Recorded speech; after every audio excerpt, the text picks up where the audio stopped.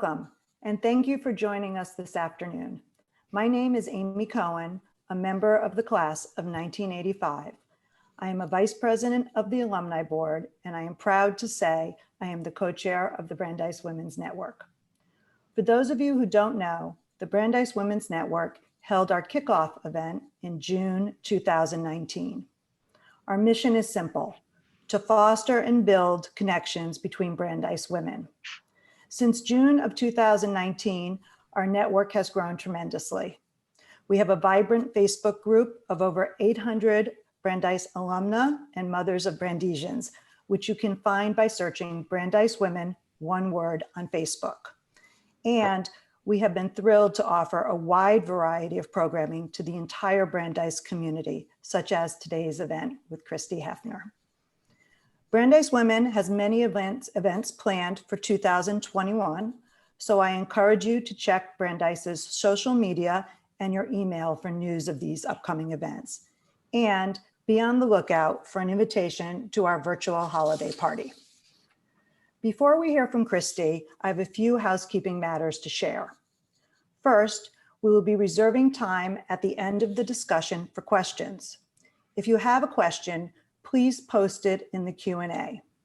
As I'm sure you can imagine, we have limited time and expect many questions. We will do our best to get through as many as we can. Also, this event is being recorded and will be available shortly after today in Brandeis's virtual library found on the Alumni Association website. I would now like to turn the program over to Tali Potter, class of 1997. Tali is a member of the Alumni Board. She is my co-chair of the Brandeis Women's Network and someone I am proud to call my friend. Tali? Thank you, Amy, for that warm introduction, and thank you everyone for joining us here today. And Christy, thank you so much for joining us today.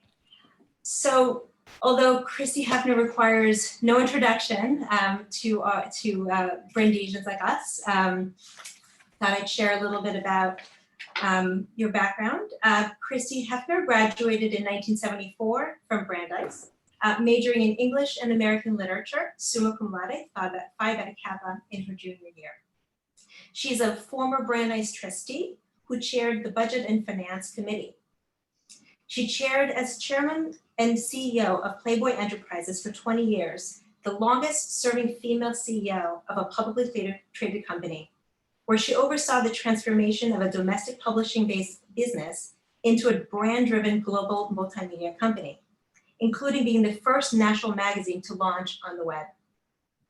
When she left, over 40% of her executives were women. For 3 years, she was named to Fortune's list of most powerful women. Presently, her portfolio includes advisory work for New Light Technologies, which patented technology to convert methane into ocean biodegradable plastic. Public Good, which is an AI-driven digital platform that allows brands to scalably engage with consumer. Belushi Farms, a cannabis company, and is chairman of the board of Hatch Beauty Brands, a brand incubator. She also serves on the boards of Springboard Enterprises, a nonprofit accelerator for women, tech entrepreneurs, and the Center for American Progress Action, the leading progressive public policy think tank. Wow. So, Christy, thank you so much. This is quite the background, quite the experience. So we look forward to hearing from you about all this experience. So, as I just noted the introduction, you were the longest serving female CEO of a publicly traded company. And you did so in the media sector, which is a male-dominated field. Can you tell us a little bit about that experience? Sure, and it's a pleasure to join you, although I regret that we can't be doing this in person. On the other hand, there are probably some people who are participating who wouldn't be there if we were in person, so that's the silver lining of these many webinars and Zoom calls that we've all been doing over the last many months. I think the bigger issue for me in going into the media business was going into business at all. When I was a student at Brandeis, I think very much of the times, but also of the culture at Brandeis, I honestly don't remember anyone in my class who was planning to get an MBA or go to work for a corporation. People were going to law school or medical school, or they wanted to be engineers or teachers or journalists. But I think there was still the residual feeling from the Vietnam War that business was not to be trusted, that businesses and particularly corporations didn't have the same values that our generation had. And so I had never thought about working in any kind of corporation. And my professional interests were journalism and law and public policy. So I was drawn to journalism. I actually worked for a year for the Boston Phoenix after Brandeis and was planning to apply to Yale, which had, I think still does, a master's program that's a combination JD and master's in public policy. And honestly, my ambition or dream when I was just out of Brandeis was to someday wind up either in the Senate or on the Supreme Court. So just winding up in business was unexpected. And even when my father made the suggestion, and it was his idea that I move back from Boston to Chicago and learn something about the company, which he had founded, I think of, in his mind, it was just a chance to spend some time together because my parents had divorced when I was very young. And for me, it felt like it'd be a junior year abroad, kind of I'll do this for a year or two. It'll be intellectually interesting. I've always loved Chicago. And then I will go to Yale, and then I will go down the path of my life. So the more surprising thing was honestly that I wound up spending so many years at and then running a company. Mhm. It is true, though, that like many businesses, there were not a lot of women in positions of power. I remember when I joined the board of the MPA, which would be some years later, I think there were like 40 people on the board. So this is the Magazine Publishers of America. So these are all the top magazines in the country.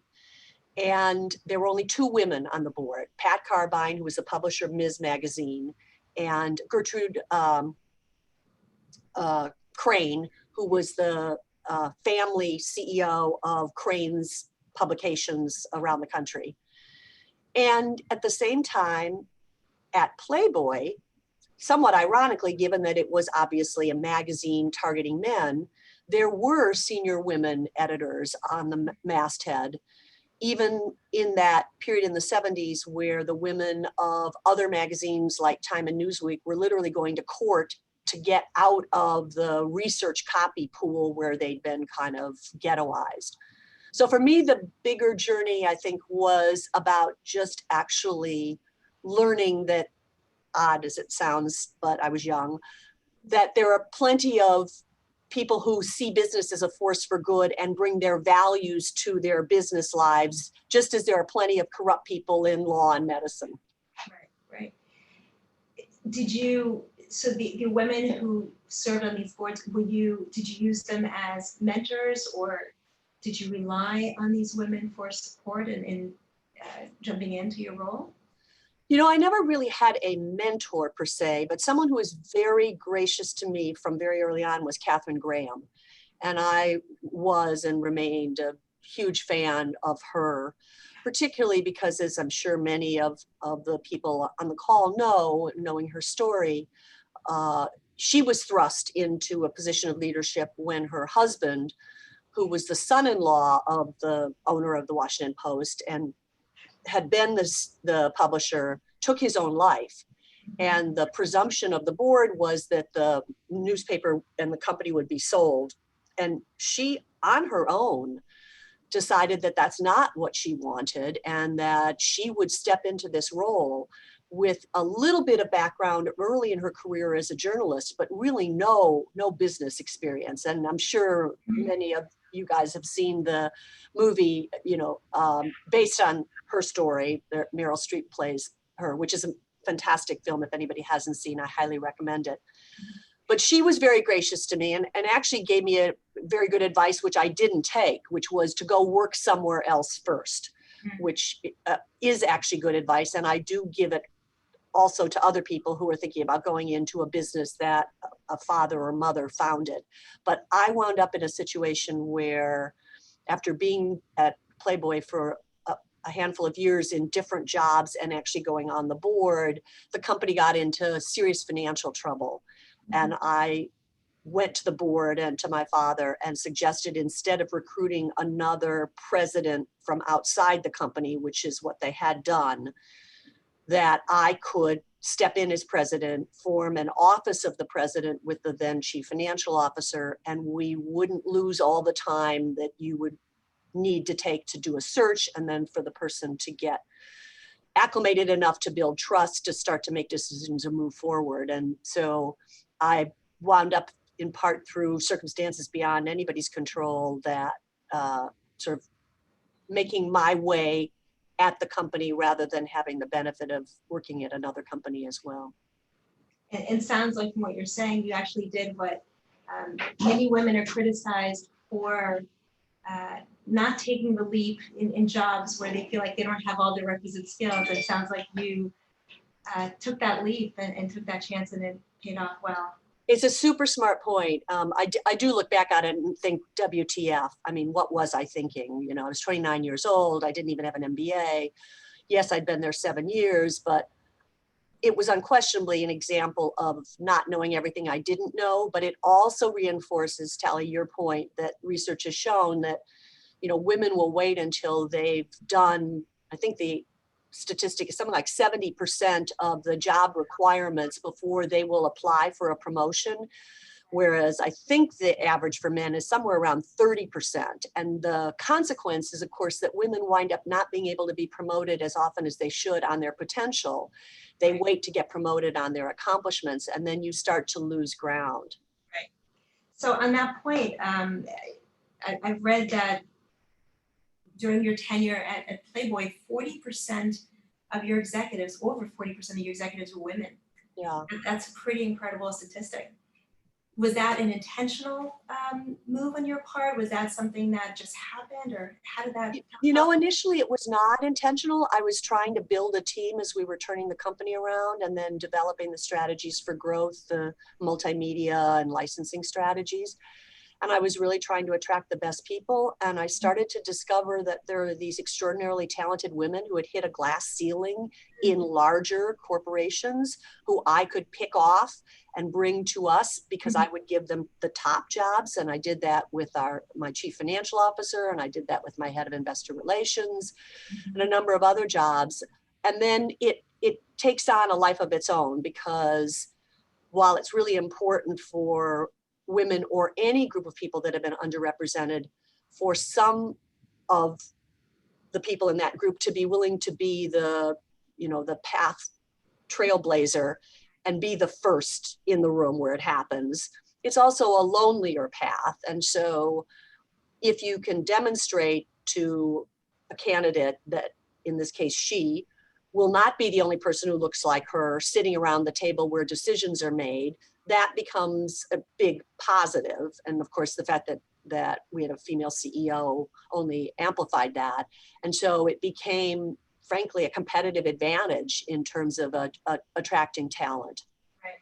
So what advice would you give to that young woman who's looking at that C-suite role, that may feel like it's out of touch or out of reach? What advice would you give to that young woman on how to make it to the C-suite or to rise the ranks in an organization? Well, I think one point is what we were just talking about, which is this willingness to put yourself forward, whether it's for a promotion or an overseas posting or a task force, and to use the phrase that Sheryl Sandberg, made famous, to lean in. Although I will say, I think we need men to lean out sometimes too. But I also think that understanding in lots of respects, professionally and arguably personally too, that you don't get in life what necessarily you deserve. You get in life what you can negotiate for. And so I am a big advocate of learning to negotiate effectively. And that actually is a skill you can learn. If you think that you're not very good at that, that's teachable and that's learnable. And there are books and courses and things. And I'm a big believer in that as a skill for women to develop. And I also am a big believer in networking more than searching for a mentor. Now, maybe because I didn't have a mentor, I don't see that as the best path forward. Although I would say that there are many women I know who've been extraordinarily successful who absolutely would say that part of their success was attributable to having a mentor. So I don't mean to suggest that I would advise against it if someone is fortunate enough to find someone who is a mentor. And I have and do mentor a number of younger women. But I don't think that's always achievable. And it does, for me, feel a little bit like the search for Prince Charming. Like if I don't find this one, perfect person to make me my one perfect self, I won't achieve what I can. And so I just contrast it with networking because all of us can network. I mean, we're talking to the Brandeis Women's Network, so you guys get it. But I would say that research shows that men have more relationships, although they're less deep, and women tend to have fewer relationships, but they're deeper. And I advise go broad and go deep. Don't give up the depth of relationship that I would say, speaking personally, like my girlfriends who are just like a rock for me. And when things have been difficult in my life, have gotten me through it. And when things have been joyous in my life, have just made the joy that much greater.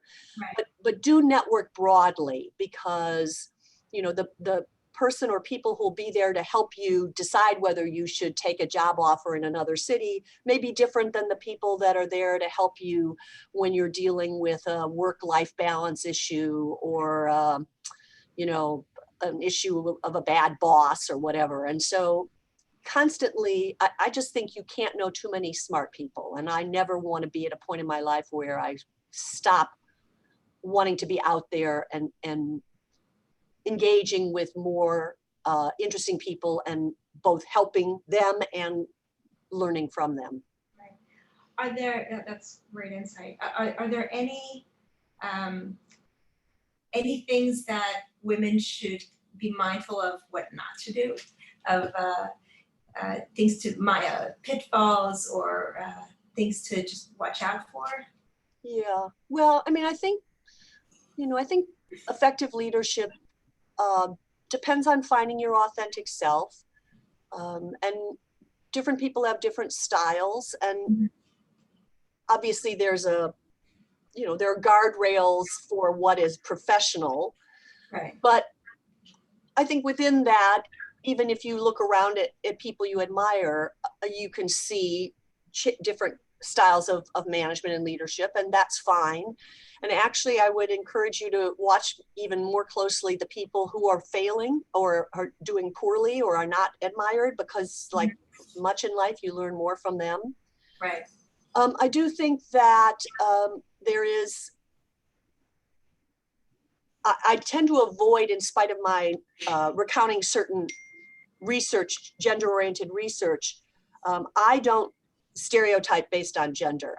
I've known too many really nurturing male leaders, and I've known plenty of really tough dictatorial female leaders. So I don't find it helpful to say, this is how women lead, this is how men lead. But what I would say is, if you want to call them prototypical male or female qualities for shorthand, fine, that the most effective leaders are people who have actually cultivated all of those abilities, that have in their toolbox that range of skills, because you need to be able to interact with different people at different times in different ways.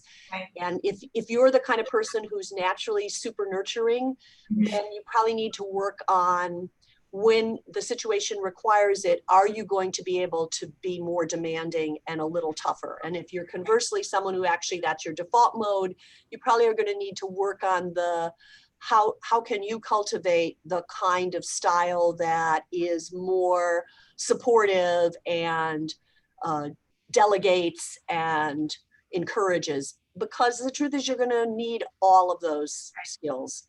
Right.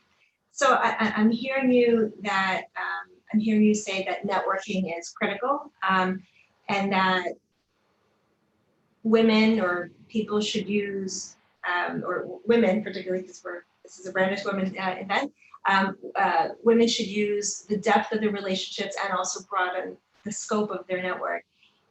Any suggestions on how to do that, or what's the best way of doing that, particularly in the age of COVID?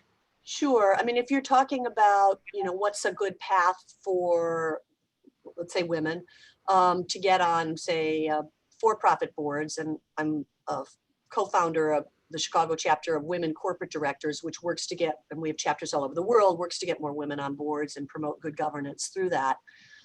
I would say that most people start their careers by serving on not-for-profit boards, and that is actually not only appropriate, but useful.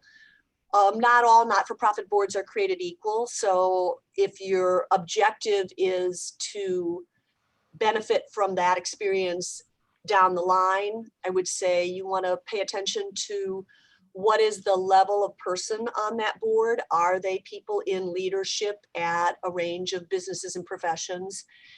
And is it a board that's not just a development board, but actually deals in matters of strategy?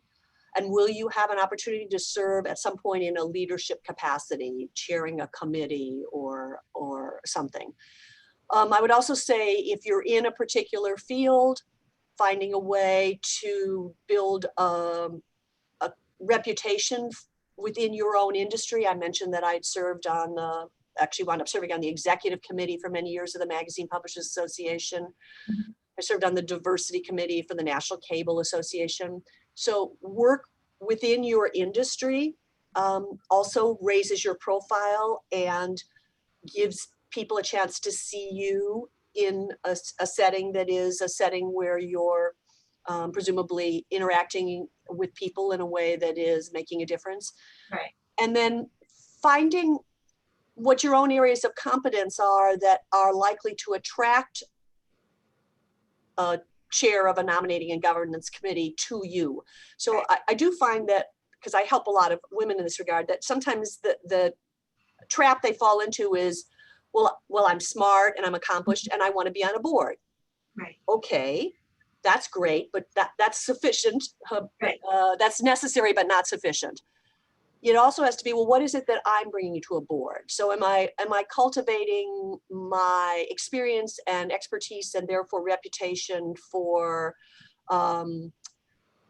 managing in disruptive times, for international experience, for being at tech forward companies, for really understanding consumer behavior and marketing?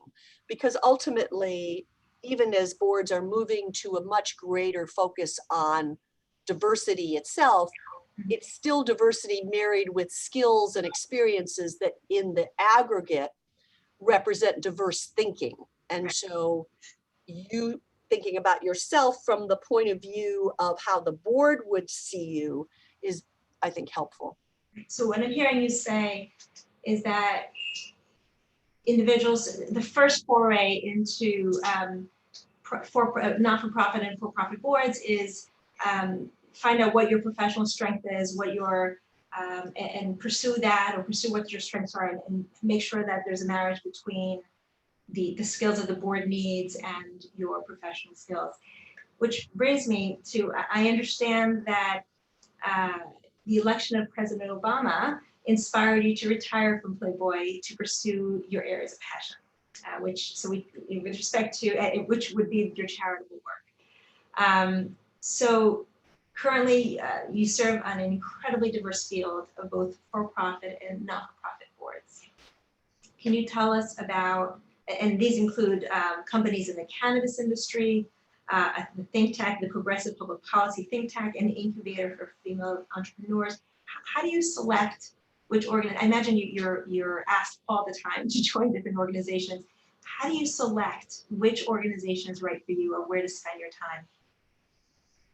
Well, leaving being CEO of a publicly traded company, which only after I was out did I really come to appreciate how, at its essence, that job is worrying 24/7 about everybody else, gave me the luxury of control over my time and my schedule and, frankly, who I chose to spend time with.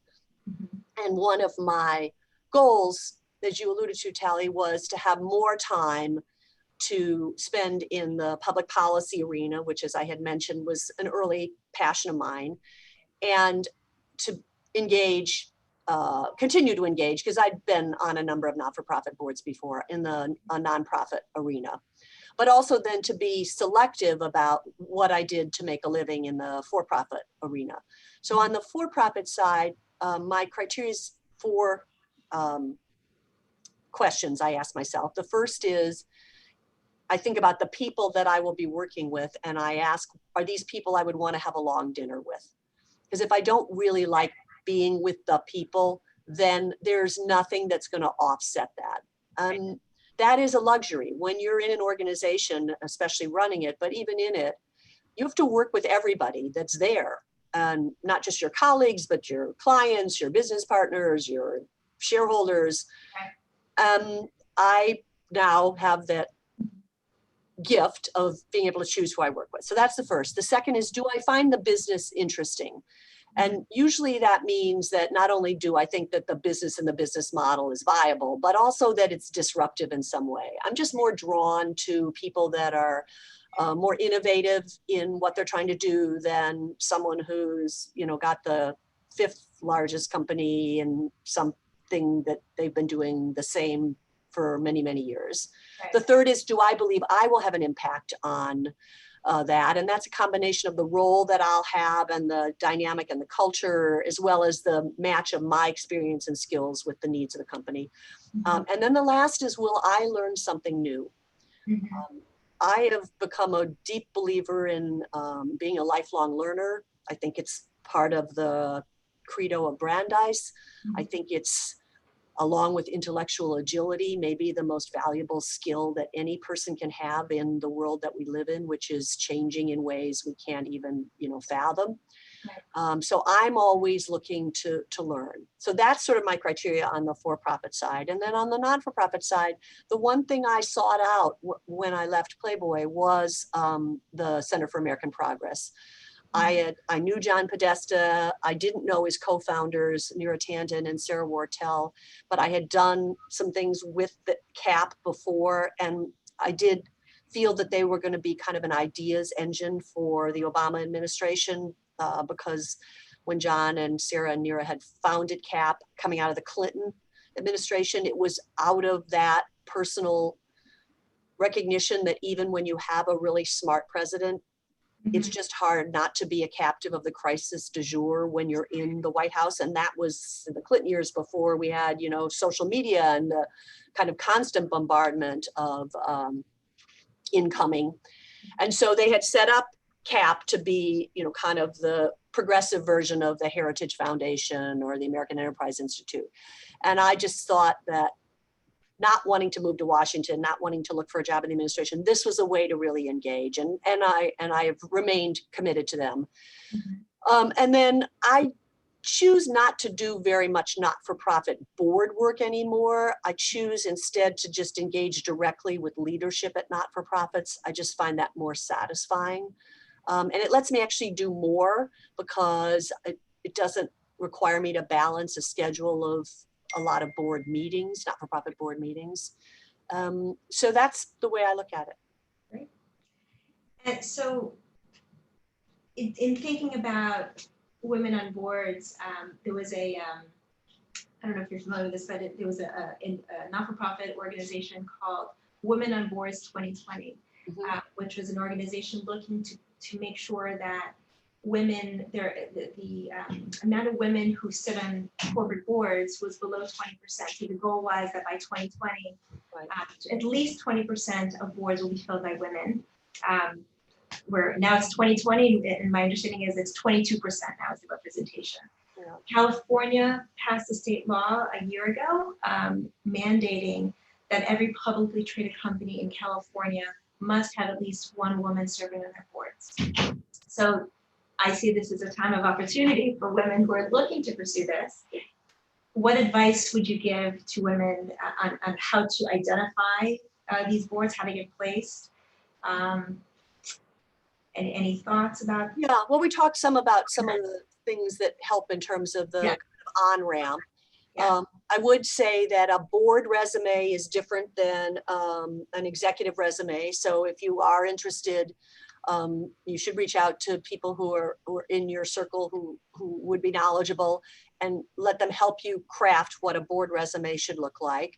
And you should not hesitate to get that in the hands of everyone you know and who knows you, and let them know of your interest. And again, back to something I said earlier, that should lead with what is this set of strengths and skills that you would bring into the boardroom. And a board resume is not so much ticking off the jobs you've held as the skills that you would bring into a boardroom. And I do think that, and you certainly, there are search firms that do board work, and certainly getting into their database is helpful. Often the first opportunities are on non-public boards, and candidly, it can be more satisfying to be on non-public boards than public boards. There's a lot of process on public boards. Some would say cover your ass process, but nevertheless process. So I know the default mode, at least as I've seen it for a lot of women, is, I'm looking to be on a big public board, and that's fine to look to, but don't ignore the possibilities that might be available to you in a family-owned company or a private company as well. And I'm not personally a big fan of quotas, although I think it's great that Goldman has said that they won't take companies public if they don't have a woman, and that BlackRock and some of the CalPERS and some of the large institutional investors have said that they are going to not invest in companies that don't have diverse boards. I think that kind of pressure is sensational, but because I think it comes from the best place, which is something I strongly believe, and that is that you don't get the best thinking unless you have a diverse boardroom. You don't get the most innovative thinking. Right. One of the things I'm proudest of at Playboy was that we really broke the mold of magazine companies growing simply by buying or starting other magazines, by reinventing the company as a multimedia company, as a brand-driven company with actually more women customers than men at the end and a larger audience. But that kind of innovative thinking is hard to come by. You could argue, well, like, why wasn't CNN the Time Network when Time Magazine was the dominant news magazine, and it was owned by Time Warner, which had cable systems, but it was started by, an upstart Ted Turner in Atlanta. And the same with, the difference between Blockbuster and Netflix. Either you're embracing and thinking differently about the world as it changes, or you're following the same old path and can find yourselves out of business. So I think the pressure for more diversity and gender diversity coming from that recognition is really helpful. The one structural change I've become a believer on is average term limits. One of the problems we have in this country is we have very little turnover on boards compared to European and other countries. And I frankly just don't think it's good for boards, even beyond the diversity issue. So I've become a fan of what's sometimes called average tenure term limits. And I say it that way because I've seen enough examples where actually the most valuable director on a board may be someone who served quite a long time, and that person's experiences is just what the board needs for the next period of time. And so to have an across the board term limit of whatever you want to say 12 years, would cost you that person. But if you say that the average term can't be more than 12 years on a board, then someone is going to have to leave the board sooner than 12 years to allow that person to stay. And that's going to open up a lot more seats for diverse candidates. That's really, that's great insight. Thank you for that. So to transition to a little bit more of a personal part of your experience, can you tell us a little, and you referenced it a little bit early on in the beginning of the conversation, can you tell us a little bit about your Brandeis experience and how Brandeis shaped your activism? Well, I have to confess that I was not a particularly diligent student of universities when I was applying. I went to a very good public high school in New Trier.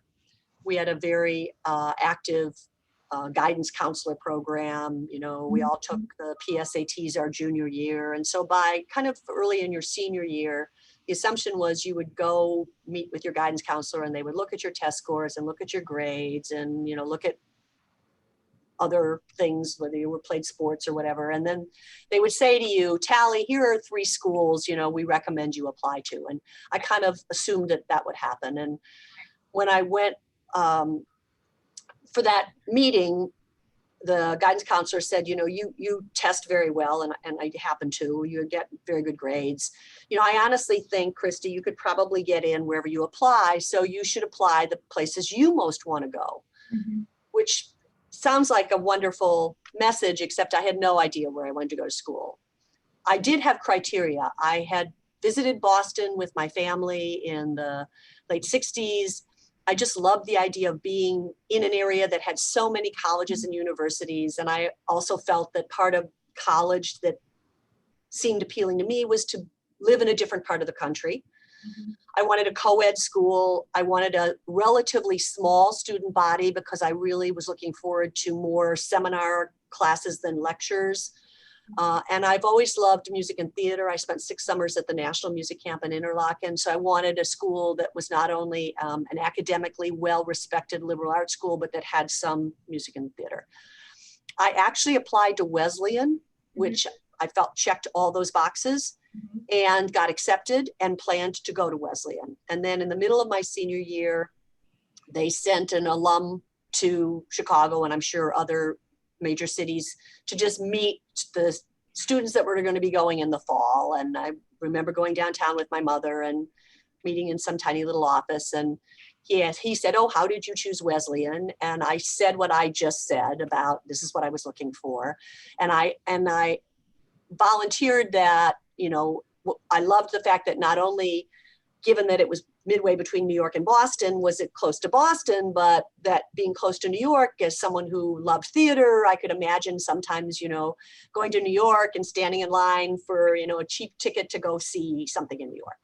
And this man, who I would never see again in the rest of my life, said to me, well, you know, Wesleyan is in a town called Middleton in Connecticut. And while it is midway between Boston and New York, it's not close to either Boston or New York.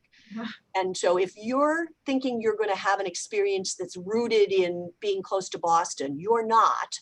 Right. And you're going to be quite a ways from New York. And Middleton is an industrial town. There's some tension between the university and the town. And I'm not sure this is what you are looking for. Now, years later, when I was on the board of Brandeis, and I learned a lot more about how financial aid works and kind of how that whole model works, I really understood what I represented as a student who needed no financial aid, because when my parents divorced, one of the commitments my father had made was that whatever schools my brother and I got into, he would pay. So the student who needs no financial aid and is a really good student is what schools need in order to be able to fund their financial aid programs. And for this man to discourage me because he thought it wouldn't be satisfying to me, it was really an extraordinary kindness. Right. However, I then went back to Wilmette with no college. Right. And a friend of mine who went to Harvard and I had no interest in Radcliffe for a variety of reasons, said, well, why don't you apply to Brandeis? Brandeis has all these qualities you want, and it is close to Boston. Right. And honestly, Tally, I knew Brandeis only a little bit. I did know it had this great academic reputation, that it had a great faculty that really taught the undergraduates. And I knew they put on a killer book sale every year in Eden's Plaza, and that was about it. So I don't think and I knew who Justice Brandeis was, but I don't think I really appreciated the social justice side of Brandeis when I went. I'm now reading Stephen Whitfield's book, Leaning Left, I think it's called, or Learning Left at Brandeis, which I highly recommend. And I'm now learning even more than I knew when I was on campus. So the truth of the matter is that I wasn't attracted to Brandeis because of its social conscience, but I loved that aspect of it. I worked for Father Drinan in his congressional race. I got deeply involved with Upward Bound when I was there. Some of the professors, Larry Fuchs and people like that, became, very special friends. And so I treasure that part of my Brandeis experience, even though it isn't really what drew me there. Well, sounds like we need to find this gentleman and send him a thank you note. Because Wesleyan's loss was our gain. So that's a great story. So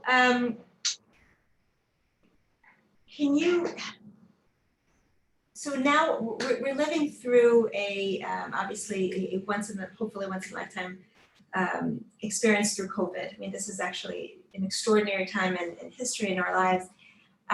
You're involved in a lot of organizations who do a lot of different things. Has COVID impacted, first of all, those organizations in any way, and also your own activism or your own work? Has it been impacted by COVID at all? Right.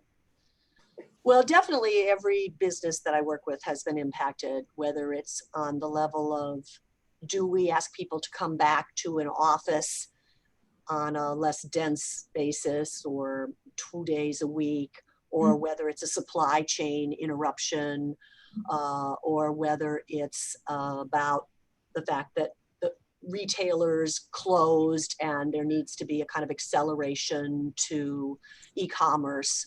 So for sure on that kind of, strategic intellectual level, I think there's no business that hasn't been impacted by COVID for sure. And I do think, as has been noted, that to some extent it was kind of a time machine to the future, or is a time machine to the future. And some of what it's accelerating, I actually think will put us in a position, let's say post a vaccine, that will be better than we were before. I think that while I miss the interpersonal connections that business travel provided, and I don't think we will live in a Zoom only world in the future, I also think it's true that there was a lot of business travel that was just a waste of people's time. And more than not, in a lot of sectors, we'll wind up with more of a hybrid model. There'll be e-commerce and retail. There'll be more telehealth and in-person health. And I think in the health space, I do sit on the board of Rush University Medical Center, and they took almost 1,000 transfer patients during the first spike from safety net hospitals and demonstrated the ability with first-class care to not have any racial disparity in outcome, which we know has been a huge problem nationally in terms of mortality rates. And that experience, along with work that had been done previously, has led to the formation of a health equity council at Rush, which I have been asked and am serving on. And I'm looking forward to seeing how we can use the learnings from this experience to really formally address the health inequities that exist in our country. In Chicago, it's a matter of about 4 or 5 subway stations, and it represents about a 10-year death gap in terms of life expectancy. And that is addressable if we want to. And so that's one of, I think, the outcomes. I suppose the most profound impact has actually been on the personal side, in that I almost lost my mother at the beginning of this year, not to COVID, to a heart attack. She actually went code blue, and I had to override her do not resuscitate to save her. And all of this was happening just as we were learning about COVID. And so she was in an ICU for 5 days right before the spike that I fear would have potentially kept her from getting intubated, because she would have been seen as a 93-year-old person and therefore less the priority than younger people that were coming in with COVID. But fortunately, we were there right before that. And then when she came through that, and she's now the proud owner of a pacemaker defibrillator, and we had her discharged to a skilled nursing facility, She was there just before those places became the kind of petri dishes that led to so many tragic deaths, both among staff and patients. Mm. And then we got her home the end of March.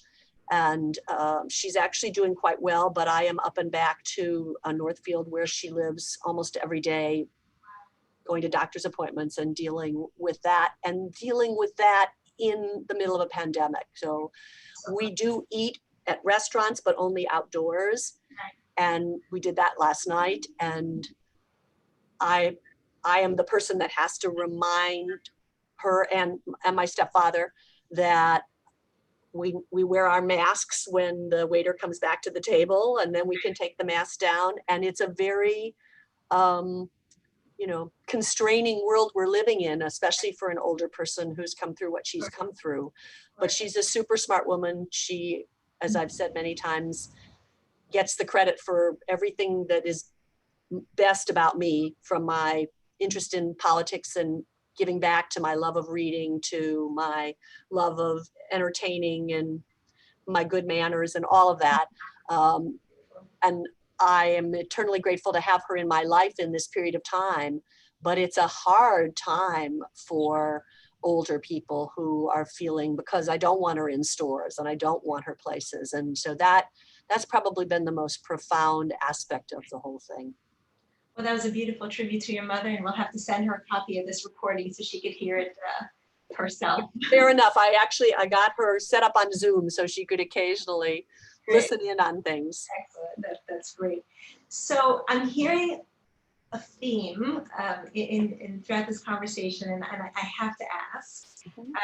You've had such an incredibly rich career, and I'm curious on what's next for you. And the thing that I keep hearing is your interest in politics, and can we announce it here first?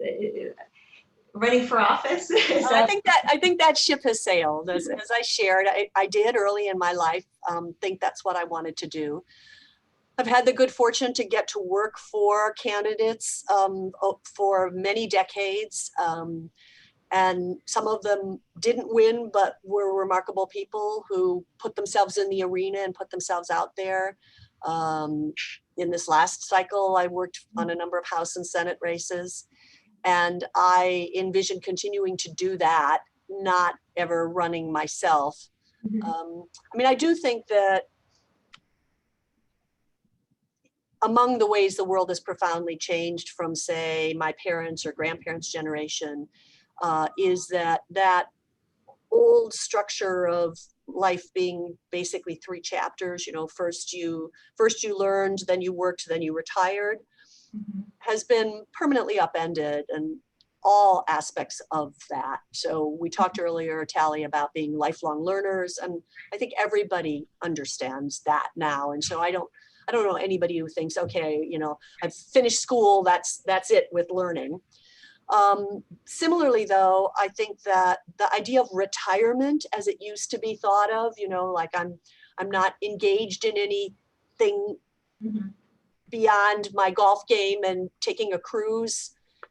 I just don't know anyone who aspires to that. Maybe there are some people, I don't know them. And conversely, the idea that people should defer until that chapter the things that really give them joy and recharge their batteries, whether that's travel or, volunteering or time with family and friends. Right. People, and even generations younger than mine, I'm a baby boomer, are demanding that much earlier, a different balance in their lives, much earlier in their careers. And so everything is kind of a tapestry, with those 3 components being a part of it: the things that are joyful and that give us pleasure, the sense of work as being defined as making a difference and engaged and impactful and relevant, and the learning. And then it's many different chapters. So when I left running Playboy, as I mentioned, I didn't know what I was going to do, other than I did go to the CAP people and talk to them about how I felt I could help them and work with them. But I really had no idea, where the proverbial next trapeze was coming from. And I actually thought, if you talked to me back then, the beginning of 2009, end of 2008, I would have said, well, I'll probably serve on public boards. I've done that. I like it. I'm good at it. There aren't an infinite number of former female CEOs of New York Stock Exchange companies that are well respected. So, you know, I'm on a short list. And as it happened, the public companies that approached me for different reasons in different situations did not appeal to me. And other things presented themselves. I worked for 4 years with the founders of Canyon Ranch, building the strategies to extend their content, their healthy weight loss programs and their brain health programs through mechanisms that didn't require people to be on their properties. And then a speakers bureau approached me about speaking, and CNN approached me about doing on-air commentary, which led me to doing Morning Joe, which I did for a period of time. And then non-public boards presented themselves. And so I've loved this chapter. I don't see any reason why I won't be loving it in a year or 2 or 3 years. Right. So I guess the thing I most look forward to that's different, like probably everybody on this call, is a world that is, again, safe enough for us to travel so that we can be more connected with both the organizations we're working with, but also with people. Right. I personally find leisure travel the greatest joy in my life. Right. And I had, as I'm sure everybody on this call did, a number of trips planned for this last year that I was really, really looking forward to, that all got, you know, canceled. And so I'm crossing my fingers that somewhere not longer than a year from now, and maybe shorter, I can add that back into my life. Amen to that. Yeah. On that note, we have some questions coming in, so I'm just going to take a few questions that have been brought to us. As a male tech interviewer and software engineer, what can I do or stop doing to help promote a more gender balanced workplace? Yeah, it's a great question, and I really applaud you for caring enough to ask it. I think, obviously, I don't know you, but from my experience in working, and especially in the tech space, the challenge is that often male entrepreneurs only know other men in the tech space. And so they mistakenly think that whether it's for hiring or for an advisory board or a fiduciary board, that there aren't women out there, and there are. And you need to find the places to fish. So Tally mentioned that I work with this nonprofit called Springboard, which is an accelerator for women tech entrepreneurs. And we've been doing that for 20 years. In Chicago, we have a tech accelerator called 1871, and we have the highest percentage of female-led tech companies. It's only 30%, but still. There are places to go when you're looking to recruit talent into your company or onto your board, and you need to overtly go and do that. And then the trick with the culture that is successful is once you get past the tokenism that is never ideal or productive for even the organization, never mind the token, you'll find the right balance so that, you know, there'll be an environment where people will feel comfortable speaking their mind. I did find, and this is not just a gender thing, but one small tip, I did find, because different people are more the lean in versus the lean back person. I was one of those students that, like, I just always had my hand up. That just is who I am.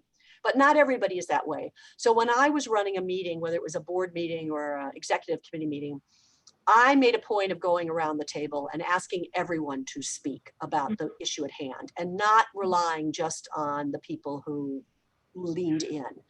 And I think that can particularly help in an environment where, let's say, you know, you have a minority of women or a minority of people of color. So that's something that can help create a culture and will give you, frankly, the best thinking. Right. That's really great concrete advice. Thank you. Is there any hope for print media aside from transitioning to new media? Will we ever return to print? Well, it's near and dear to my heart. One of the companies I work with is a 5th generation newspaper company. They're based in Fargo. They have about 20 newspapers. They also have 4 TV stations, and they're a company that is in the main, the newspaper they own, which is mostly in what I'll call like secondary markets, like Fargo or Duluth or, Rochester, Minnesota. It's the newspaper.